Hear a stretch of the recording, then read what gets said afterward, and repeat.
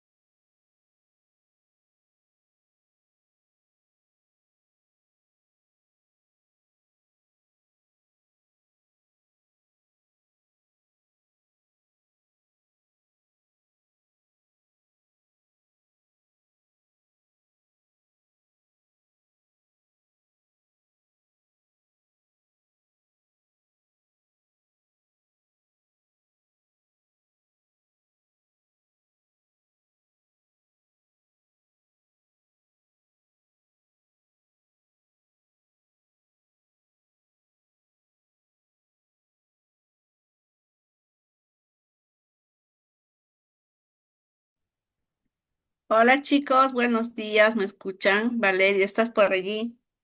Doctora, buenos días. Sí, la escuchamos bien. Ah, veo a 9, ¿cuántos son?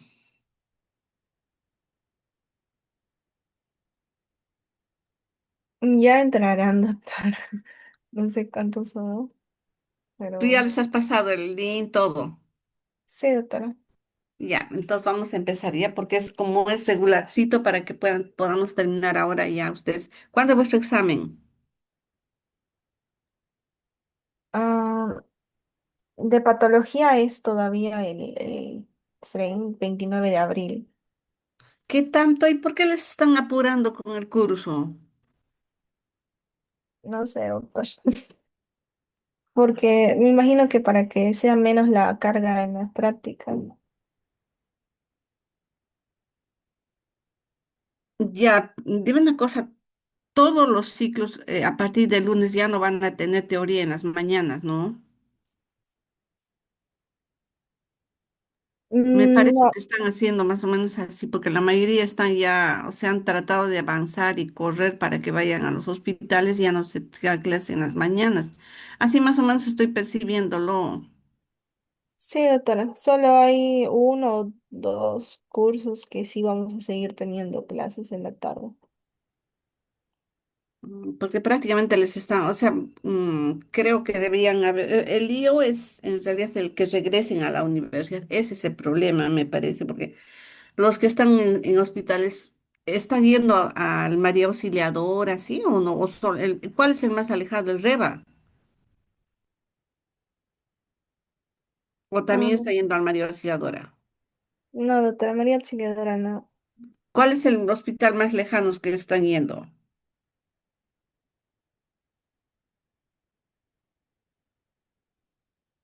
Hay Creo que uno que es en el el Sabogal, doctor. Callao. Ajá, Sabogal. No me acuerdo su nombre. Bueno, digamos, porque también está en otro extremo, ¿no? Ese es del seguro, ¿no es cierto? ¿Y del MINS están yendo a Loaiza también o no? Al 2 de mayo. Este ciclo no, doctora. Solo al Hipólito. ¿Y por qué no han agarrado a Loaiza? No había entre las opciones. No sabemos. Bueno, yo les sugiero que de todas formas pidan vuestro, ya sea con vuestros delegados, hacer en hospitales del MINSA, porque sí o sí, bueno, no es porque digamos yo les esté insinuando eso, pero donde les dejan mejor o donde les dan opción de incluso revisar a los pacientes es en el ministerio, en el MINSA. En el seguro no les dejan tocar mucho a los pacientes y esa es una desventaja. De repente, bueno, algunos profesores pueden ser más académicos, estar, digamos, con más predisposición a hacer, digamos, la parte docente, ¿no? A diferencia del MINSA, pero donde tú puedes tener opción de ver, revisar un paciente es en el ministerio. Yo creo que deberían haber considerado esa opción, porque sí tienen convenio con el Ministerio de Salud. El ciclo pasado sí han ido a Loaiza. Tienen que coger el 2 de mayo. Esos son hospitales grandes. Tienen más o menos el mismo volumen de pacientes que tiene el REVA o el Almenara, ¿no? La diferencia es entre el seguro y el MIS es que en el seguro no tienes mucha participación. La gente no se deja examinar con alumnos, con estudiantes, dice, o a veces incluso ni quieren que los estudiantes los vean. Entonces, todos los que ya hemos pasado eso, bueno, yo pienso que deberían pedir, chicos, o sea, no sé si sea tal vez para el próximo ciclo, porque todavía les queda, ¿no? Pero de todas formas, al menos por la parte, digamos, de lo que es cirugía, meter manos, ginecocirugía, tienen que hacer en el ministerio, si es que quieren, por ejemplo, que les dejen hacer tal vez o participar en alguna sutura, que es algo mínimo, ¿no? Porque si no, ¿cómo sales preparado? Otra cosa que pienso que, por ejemplo, el hospital de Huaycán no debería ser un hospital como para rotar, no tiene mucha capacidad, no tiene muchas especialidades y es muy poco lo que se hace allí. O Huaycán también rotan, ¿no? ¿O no? No, doctora, nosotros no. No, ojalá que no considere, porque ni me acuerdo que el ciclo pasado había chicos que iban a Huaycán. Huaycán es un hospital pequeñito, es prácticamente como un policlínico. Y no sería loable que vayan allí. Yo voy a hablar de todas maneras con toda seguridad, no sé por qué no han hecho el convenio con esos hospitales grandes, no hay donde les dejan meter mano a los chicos. Mm, Bueno, pues ni modo, esperemos, ¿no? ¿Y dermatología dónde están rotando o no rotan dermato o hacen todo en general? Creo que es en el hipócrito nomás. Depende de los grupos, doctora. Mm, Algunos van a rotar en el Almenara, otros en el Hipólito. Así. Pero ¿qué cursos rotan? Por eso hacen respiratorio, neuro, dermato, gastro, ¿cómo les han dividido?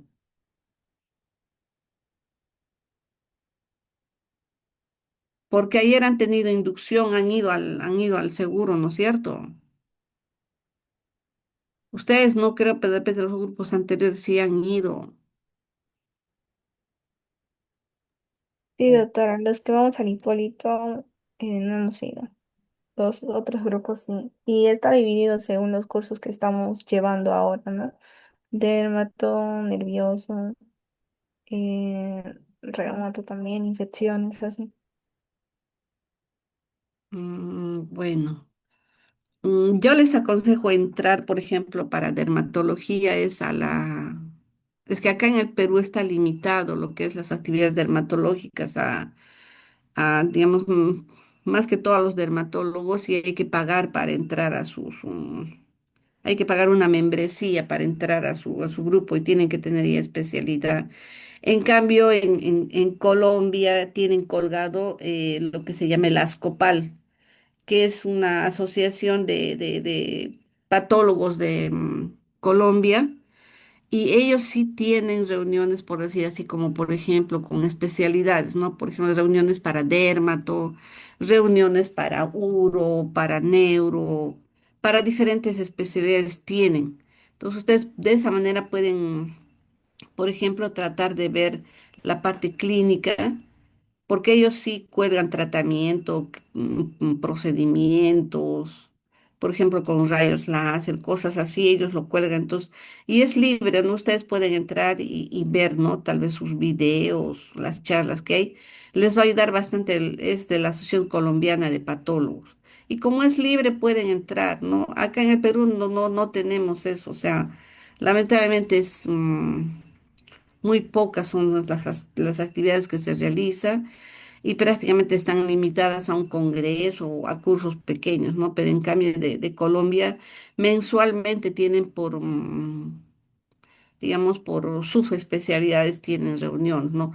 No será, digamos, seguidito de un solo tema, pero sí es variado. Pueden entrar de repente.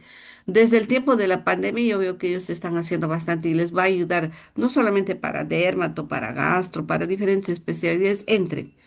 Hay bonitos videos y son muy explicativos, muy didácticos, les ayuda bastante. No, y de México también es otro igual. En México la diferencia es que tienen por ciudades como asociaciones, no es, digamos, uno a nivel de todo México, ¿no? Tienen de Guadalajara, tienen de Nueva México, no sé de qué ciudades tienen, ¿no? Ahí también hay. Entonces, yo también entro allí para poder, digamos, escuchar, ver sus trabajos, todo, ¿no? Y son muy bonitos, muy ilustrativos y ayuda bastante. Entonces, yo les sugiero, ¿no? Por ahí les va a servir bastante para que entren por ejemplo, cuando van a ir a ver a Gastro, todo eso, ayuda a entrar a mirar esas conferencias que tienen o los videos que hacen de las Copal o de México también, ¿no? México tiene bastante actividad. Como es cada ciudad, ahí encuentran diferentes, ¿no? Cada viernes tienen reunión de residentes. Entonces, en cada reunión los chicos presentan trabajo, los que son residentes de primer, segundo, tercer, cuarto año, van presentando trabajos y ahí pueden ver. Entonces, yo les sugiero que entren ahí, son buenos temas, ¿no? Entonces, Valeria, ¿puedes hacer la oración, por favor, para empezar la clase? Y porque ya veo que están aumentando ya los chicos. Ya está viendo. Padre nuestro que estás en los cielos, Señor, gracias por este nuevo día, gracias porque nos has cuidado. Te pido que ayudes a a la doctora con su tema de hoy y que nosotros también podamos aprender. En el nombre de Jesús, amén. Amén. Muchas gracias. Bien, chicos, vamos a empezar con lo que es las alteraciones dermatológicas inflamatorias, ¿ya? Entonces, en las dermatosis inflamatorias vamos a agrupar en dos temas que son bastante frecuentes, más que todo didácticos, ¿no? Para poderlos trabajar. Las dermatosis inflamatorias pueden ser agudas o crónicas. Entre las agudas, las más frecuentes tenemos la urticaria, la dermatitis eczematosa, o de contacto también, y el eritema multiforme. Y en las crónicas tenemos psoriasis, dermatitis seborreica, el líquen plano y también el lupus. Entonces, en la urticaria lo que vamos a ver es generalmente se define como un trastorno causado por la liberación o degranulación de los mastocitos, ¿no? En asociación, digamos, a síntomas como la hiperpermeabilidad vascular que lleva a la formación de placas edematosas muy pruriginosas, ¿no? Los abones que conocemos. Es una reacción de la piel en el que vamos a ver estos abones o ronchas, o algunos también le llaman ronchoides, ¿no? Rodeadas por un halo eritematoso, por un halo más rojito.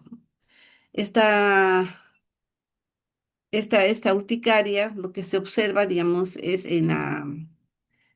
como compromete, digamos, hay extravasación de líquido, el edema lo vamos a ver así como por placas, por nódulos, ¿no? Y lo que le caracteriza a esta urticaria es el prurito bien intenso. Por eso algunos incluso lo llaman como el síntoma cardinal. Y en la patogenia vamos a ver que el grupo está dividido en tres. Tenemos la dermatitis dependiente de la inmunoglobulina E y el mastocito. Otro grupo que es dependiente del mastocito independiente de la inmunoglobulina E y el otro grupo que va a depender, digamos, de ambos, ¿no? Entonces, en la dermatitis dependiente de la inmunoglobulina E y el mastocito, lo que vamos a ver es que hay una exposición previa a un antígeno, ¿no? Igual que en la hipersensibilidad tipo 1, pueden ser picadura de insectos, polen, alimentos o cualquier sustancia, ¿no? Acá la reacción lo que va a producir es por la reacción antígeno-anticuerpo. En el segundo grupo, en el que vemos las dermatitis dependientes de mastocito, pero no de inmunoglobulina G, vamos a ver que las sustancias que actúan directamente sobre el mastocito van a producir su degranulación como medicamentos como los opiáceos, algunos antibióticos y algunos medios de contraste, ¿no? Que se utiliza sobre todo para exámenes de ayuda diagnóstica. Y lo que les decía, ¿no? El tercer grupo que es independiente de ambos, ¿no? Acá vemos que es desencadenada por factores que incrementan la permeabilidad vascular y la microscopía en cuanto a los hallazgos que se observan en la parte microscópica son similares. Entonces, a veces se hace, digamos, algunas divisiones o clasificaciones más que todo didácticas, ¿no? Pero en realidad llega un momento en que todo se parece, en la clínica se parece, ¿no? Ahora, histológicamente lo que vamos a ver es un infiltrado inflamatorio formado por linfocitos, escasos neutrófilos y algunos eosinófilos, ¿no? Eso, digamos, más superficial y profundamente a nivel de la dermis, vamos a observar la dilatación de los capilares y la extravasación de sustancia, ¿no? Que, digamos, da lugar a que se formen esos abones o ronchas.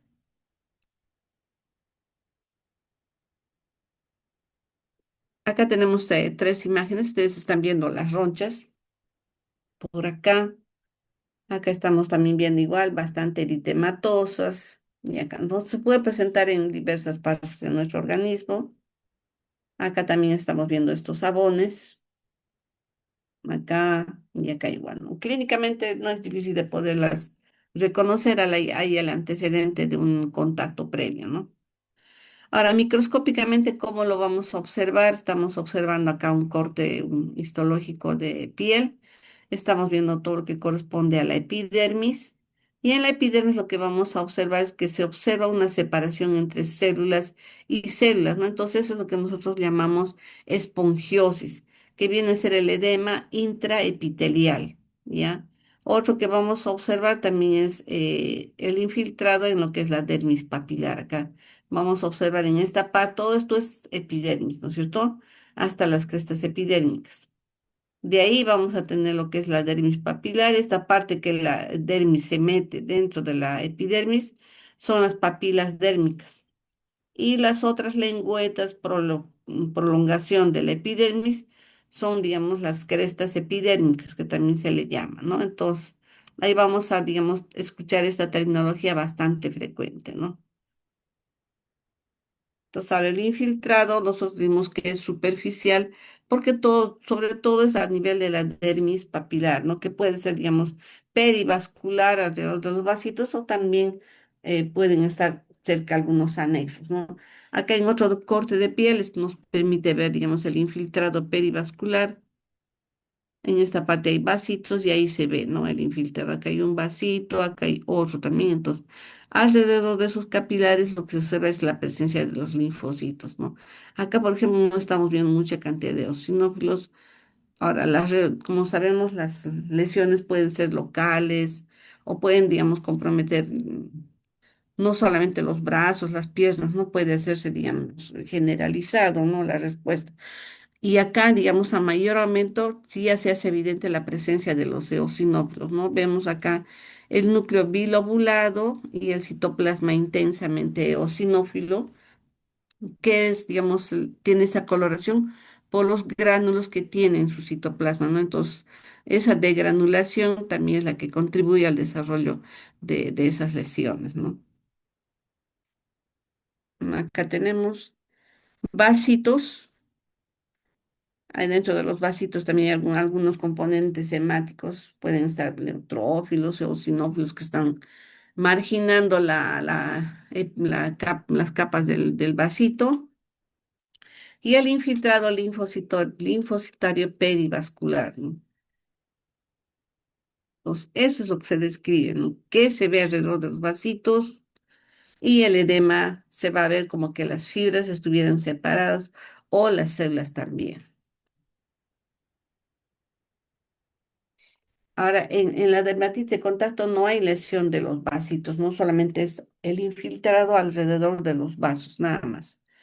La otra enfermedad que está dentro de este primer cuadro son las dermatitis alérgicas de contacto, ¿no? Entonces acá se tiene el antecedente igual de que se ha tenido el contacto con algún medicamento, alguna sustancia, y se da bastante frecuente, por ejemplo, por el uso de algunos metales que están en contacto con la piel, como el caso que está mostrándose ahí en la imagen. Se está cogiendo, digamos, las correitas de un reloj, ¿no? Para el reloj de pulsera, y lo que observamos es en toda el área una lesión eritematosa, incluso ya estamos viendo con algunas flistenas, ¿no? Pequeñitas, unas ampollitas pequeñitas, y estas son placas ya de exocerosis, ¿no? O sea, los neutrófilos pueden llegar hasta la parte más superficial, aumentar el edema y haber incluso una salida de una escasa cantidad de líquido seroso, ¿no? Entonces eso es lo que hace dar, digamos, que ya con el secamiento se aparezcan como una especie de costras acá en el área donde ha habido, digamos, el contacto, ¿no? Entonces, como su nombre lo dice, es de contacto en el sitio donde el contacto con ya sea, digamos, por ejemplo, acá los metales, o puede ser el contacto, digamos, de algún detergente o alguna sustancia, ¿no? Entonces, igual observamos el edema intracelular, se ve individualizadas las células, ¿verdad? Acá tenemos un vasito. Igual, ¿no? Hay bastante esponjiosis, es el edema, que nos permite ver las células por separado, ¿no? Sabemos que todas las células tienen fuertes uniones de desmosomas que unen unas células con otras, ¿no? Y permiten, digamos, ver como que hay un espacio, ¿no? Y ese espacio poco a poco puede ir creciendo, hacerse más amplio, llenarse de líquido seroso y formar las pequeñas flictenas, ¿no? Que estamos viendo acá hay una y acá hay otra, ¿no? Acá mayormente vean cómo se hace este tipo de placas, porque acá vemos una agrupación de múltiples áreas inflamatorias. Acá hay otra. El, el componente también se agrupa o está más o menos localizado, ¿no? Formando estos, no, como una especie de nódulos, ¿no? Pero más que todo son por acúmulo de estas pequeñas vesículas en un fondo eritematoso. En el sitio donde te pusiste un collar, un arete, una pulsera, ahí puede aparecer. Acá estamos viendo que es bastante frecuente porque en los niños aparece a nivel, digamos, del rostro, lesiones bastante pruriginosas y los niños se rascan, ¿no? Puede ser porque la leche pues se les derrama y queda en la cavidad cercana a la cavidad oral. Acá estamos viendo a nivel de los pliegues. Se incrementa, por ejemplo, por la sudoración. Acá estamos viendo otra placa un poco más amplia. Acá múltiples placas vean en un área, digamos, de pliegue en el brazo. Y acá en detrás de las rodillas, ¿no? Igualmente. Lesiones bilaterales. Acá con un acercamiento un poco más podemos ver, digamos, las placas, o esas áreas, digamos, escamosas o que se van desprendiendo como pequeñas cositas chiquitas, ¿no? Y el fondo eritematoso también. Puede llegar hasta este extremo, ¿no? Hay gente, por ejemplo, que trabaja en limpieza, en agarrando y su mano está en contacto con líquidos, con diversos productos que utilizan para limpieza. Al ponerse encima los guantes que se les rompe y son esos guantes que no tienen, no son siliconados, entonces la piel reacciona, ¿no? Hace, digamos, las vesículas, hacen las ampollas y por el rascado, y, digamos, y la lesión ya crónica, utilizan un día, al otro día y a veces ya, digamos, como es en forma continua, seguida, las lesiones también al inicio pueden ser, digamos, en un solo área, pero poco a poco van creciendo, ¿no? Y es característico porque miren, por ejemplo, acá está en contacto en todo lo que sería, digamos, el uso de los guantes, ¿no? Pueden hacerse incluso grietas, pueden hacerse surcos, pueden haber áreas costrosas y lo que es característico es el prurito, ¿no? Ese prurito que erosiona, hace que se desprendan pequeñas capas de la piel y a veces, digamos, hay sangrado y se llega a formar estas costras que ustedes están viendo acá. Pero vean, es en el sitio donde está en contacto con el guante, ¿no? Puede ser también igual acá, gente que utiliza, digamos, botas o están, digamos, en contacto ahí, trabajadores de construcción civil que a veces como se ponen a pisar productos de construcción, cascajo, piedras, arena, tierra, entonces también igual la piel reacciona de esa forma, ¿no? Ya incluso hasta cuando ya se hace crónico, se liquenifica porque la piel se torna más gruesa, como lo que ustedes están viendo acá, ¿no? Microscópicamente vamos a observar la formación de vesículas intraepidérmicas con infiltrado inflamatorio linfocitario perisuperficial, sobre todo alrededor de los vasitos, ¿no? Después vamos a ver la presencia de los eosinófilos. Y esto, digamos, se incrementa más cuando es porque no son lesiones causadas por fármacos o picaduras de insectos, ¿no? El edema papilar, ya lo hemos visto, se traduce por la cantosis, ve la separación entre las células. Y a nivel de la dermis vamos a ver como que hay espacios claros vacíos, ¿no? Y la degranulación de las células cebadas o mastocitos también. Acá estamos viendo ya en la imagen, vean cómo el infiltrado es a nivel de la dermis papilar, cercano, digamos, a las crestas epidérmicas. Y acá estamos viendo, ¿no? Por el rascado ya se va produciendo como una liquenificación, ¿no? Un incremento de capas de la capa córnea, ¿no? O digamos, si es el espesor de la capa córnea aumenta y se torna, digamos, más grueso, ¿no? Entonces esto es lo que se va descamándose. Entonces, por decir, la paciente deja de utilizar el guantes, calma la lesión, empieza, digamos, a secar las lesiones, pero nuevamente al día siguiente vuelve a colocarse el guante y nuevamente se incrementa. Entonces, n- poco a poco va a hacer que incluso estas capas se incrementen y se tornen más gruesas, ¿no?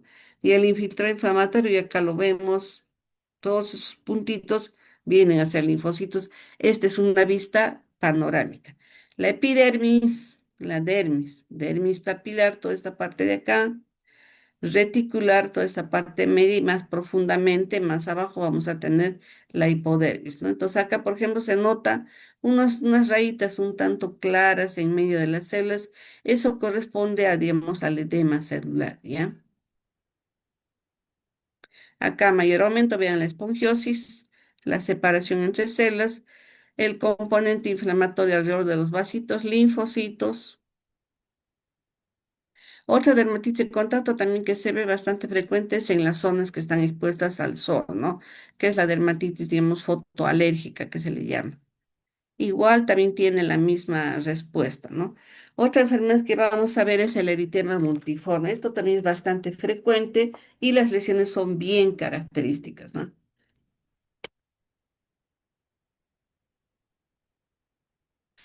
Acá observamos una lesión en diana. Esto es característico en el eritema. No aparece como una elevación, como una placa. Tiene la forma más o menos redondeada y en la parte central hay una depresión. Todo esto tiene una tonalidad un poco más clara, ¿no? A diferencia de la parte central que es un poquito más oscura. Por eso también se le llama lesión en diana, porque es redondeada con una parte central un poco más oscura, ¿no? Y se presenta muchas veces, en la mayoría de las veces, después de un contacto con herpes, ¿no? Es característico ese antecedente. Algunos le llaman una lesión en disco, otros le llaman una ampolla, una ampolla central con un área periférica blanca. Pero, o sea, la denominación del eritema multiforme son lesiones en diana, ¿no? Eso tienen que acordarse. La parte central está más amarillenta, un poco más oscura, y la parte periférica es un poco más clara, ¿no? Entonces se forma ese halo eritematoso que está en la parte más externa. Entonces, como que hubiera tres partes, ¿no? El halo eritematoso, la parte, digamos, del anillo claro y la parte central un poco más oscura, ¿no? Entonces, esa es la adhesión en diana. Pueden haber otras lesiones que no sean, digamos, tan características, pero siempre buscamos, digamos, la lesión, la que nos va a guiar, ¿no? Tiene que haber una que sea esta. Pueden haber varias, pero sí hay que encontrar esta, la lesión, digamos, que es la principal, la lesión guía que nos va a orientar a que se está desarrollando esta enfermedad. Generalmente se presentan en el tronco, las extremidades, hacia en partes acrales, ¿no? Como vamos a ver acá, que estamos viendo a nivel del cuello. Como les decía, tiene en la etiología tiene, digamos, el antecedente de un brote de virus del herpes. Entonces acá estamos viendo otras lesiones. Acá, antes de que aparezca el eritema, no hay, digamos, un prodromo, ¿no? Algo que nos dice que, por ejemplo, está viendo prurito o está enrojeciéndose la piel, ¿no? El debut es con este tipo de lesiones, con estas lesiones anulares redondeadas, ¿no? Entonces, son lesiones monomorfas generalmente, ¿no? Casi todas se parecen, todas son así redondeadas, un halo eritematoso, luego le sigue el halo pálido y la parte central más oscura. Todas son, así que sean unas más pequeñas y otras más grandes, tienen, digamos, son similares, ¿no? Ahora, en algunos casos puede comprometer mucosa. No es frecuente, ¿no? Se dice que cuando compromete mucosa, ya digamos la lesión está más, hay digamos mayor compromiso de áreas y también se torna incluso la lesión más agresiva, ¿no? Acá estamos viendo a nivel de miembros superiores, esas lesiones en diana, ¿no? Como les decía, pueden ser más pequeñitas o placas un poco más grandes, ¿no? Hay algunos textos, por ejemplo, que lo dividen, ¿no? En lesiones eritematosas, lesiones del eritema multiforme mayor y multiforme menor. Es que esto es todo más que todo didáctico, ¿no? Solamente acordarse que en el eritema multiforme mayor, que también le llaman, vamos a encontrar compromiso de las mucosas, ¿no? En estos casos, y pueden, digamos, estas lesiones en las mucosas ser un poco más graves y ya pueden haber manifestaciones sistémicas como fiebre, malestar, ¿no? Incluso pues, las lesiones pueden tener una infección sobreagregada y complicarse. En cambio, en las lesiones que son más localizadas, vamos a ver, ¿no? Las clásicas lesiones en diana. Algunas veces, como decía, no todas tienen todas las características. Puede que algunas no tengan así bien digamos, delimitadas en los tres halos, ¿no? El eritematoso, el halo pálido y la parte central más oscura. No siempre se van, todas no siempre van a ser del mismo, iguales, parecidas, exactas. No pueden algunas, por ejemplo, que recién se están formando, entonces esas todavía no van a tener lo notorio, ¿no? De tener la parte más rojita periférica, la parte más clara. Pero de todas formas hay que buscar la lesión piloto, la lesión principal. Basta con que encuentren la lesión principal cuando ven áreas rojitas y basta que encuentren una lesión indiana, ese es un eritema multiforme. ¿Ya? Ay, que su papá le trajo seguro. A ver, chicos, alguien tiene su micrófono prendido, por favor, pueden apagar. Entonces, en la microscopía, ¿qué vamos a observar? Vamos a observar el infiltrado linfocitario, sobre todo a nivel, digamos, de la interfaz.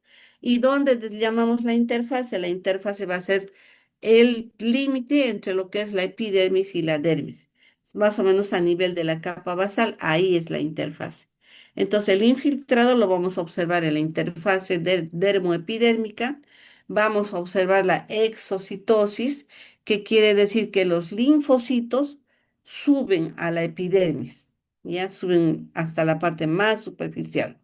Entonces, ahora estos linfocitos los vamos a observar unidos a los queratinocitos, que son las células de la piel y pueden causar incluso la necrosis, ¿no? De estos queratinocitos y podemos observar queratinocitos como estos de acá, por ejemplo, bien eosinófilos, más oscuritos y con el núcleo un tanto pignótico, ¿no? Como que fueran, digamos, queratinocitos apoptoicos, ¿no? Más o menos tienen ese parecido. O sea, el queratinocito se necrosa y el núcleo se hace más pequeñito y su citoplasma se torna intensamente eosinófilo, ¿no? Entonces, esa es, digamos, la muerte que pueden causar, que puede, digamos, suceder en estas lesiones, ¿no? La esponjiosis, ya les había explicado, es el edema celular que podemos observar a nivel de la epidermis y también en la dermis, ¿no? Este edema celular va a permitir que nosotros veamos una célula con otra, ¿no? A través de sus uniones, que son los desmosomas. Podemos observar también degeneración vacuolar de la basal. Eso quiere decir que las células que normalmente están en la base, que son, digamos, células que tienen el núcleo más grande y escaso citoplasma, todas ordenaditas en la base, esta característica digamos, del orden de ser con el núcleo más grande también se va perdiendo, ¿no? Entonces los núcleos también tienen menor diámetro, son como de las capas más superficiales, digamos, de la epidermis, entonces, y se llenan de líquido, ¿no? Entonces por eso decimos una degeneración vacuolar de las células basales, ¿no? Y esto hace que todas las células parecieran que fueran del mismo tamaño, como que no hay un buen límite, ¿no? Como que el límite se borra, se torna medio, digamos, borroso, ¿no? Eso pasa cuando hay la degeneración vacuolar de la basal. Y vamos a ver también la formación de hendiduras de la unión a nivel, digamos, de la unión dermoepidérmica y también vamos a observar, digamos, entre las células, ¿no? Va a aparecer, digamos, como que hay como unas agujitas que se forman entre una célula y otra célula. Otro que vamos a observar es, digamos, a nivel de la basal, ¿no? Como que hay unas rayitas. Ahorita lo vamos a ver. Bueno, hasta acá creo. Acá más o menos es en esta parte, que acá por ejemplo está medio borroso, ¿no? Todo esto son las capas de la epidermis, desde la capa córnea,